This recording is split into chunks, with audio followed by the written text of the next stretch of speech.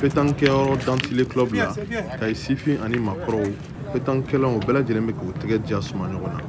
O bɛɛ kɛla nu Sangare n'a bɛ wele ko Pele ale ɲɛ jɔlen ɲɛna.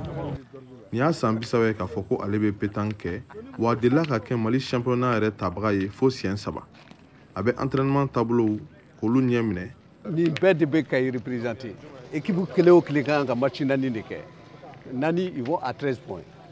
En beau au fin de la temps. Parce que cette coupe-là, on a président de ADA pour nous encourager et puis quand enjeu bat de préparatifs là quoi. Wasa ni championnat mun labɛnnen don Kayi o jɔnjɔn ka se ka to dugu in kɔnɔ yan. Pétanque ko ɲɛnabɔ jɛkulu ɲɛmaw olu ye fɛɛrɛ bɛɛ lajɛlen bila sen kan wasa o latigɛ ka se ka waleya.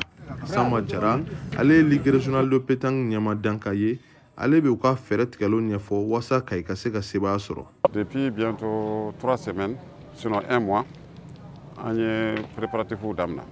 Préparatif qu'on a là, on est en soirée sigi entraînement camp. Parce que namanya ko pétanque be championnat national de pétanque avec la Kayi. C'est vraiment une organisation là, mais à kadanya fana trophée à kato Kayi. Mate pétanque gundo ɲɛfɔ Isa Sangare.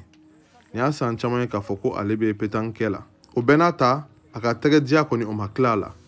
Nka a ka kan ka baara kɛ wasa a ka se ka pétanque kɛ waati kuntalajan kɔnɔna la ka kɛɲɛ ni championnat taabolow ye.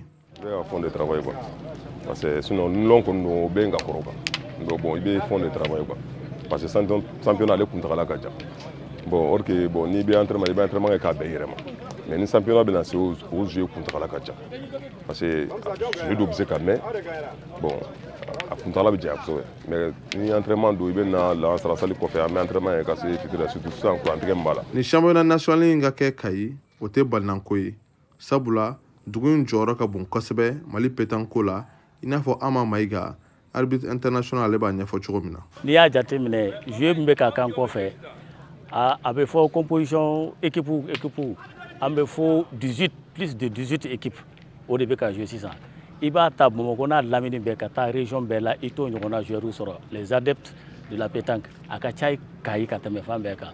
N'a fɔra ko infrastructure fɛnɛ yɔrɔ mun kan ka jouer yɔrɔ mun ladamuden ka dabɔ jouer kama Kayi de fɔlɔ ye et je peux même dire dans la sous-région Kayi de fɔlɔ la ka terrain sɔrɔ ko pétanque tɔgɔya la avec toutes les normes les commodités internationales donc Kayi c'est la vitrine de la pétanque du Mali. Sisan kɔni labɛnw bɛɛ lajɛlen sabatira a tɔ ye ɲɔgɔn kunbɛn ka dabɔ ta ka wuli forobamugu la wasa an k'a dɔn maa mun bɛna se ka Mali championnat national de pétanque ta. Georges Atino, VOA Bambara Togola, Kayi.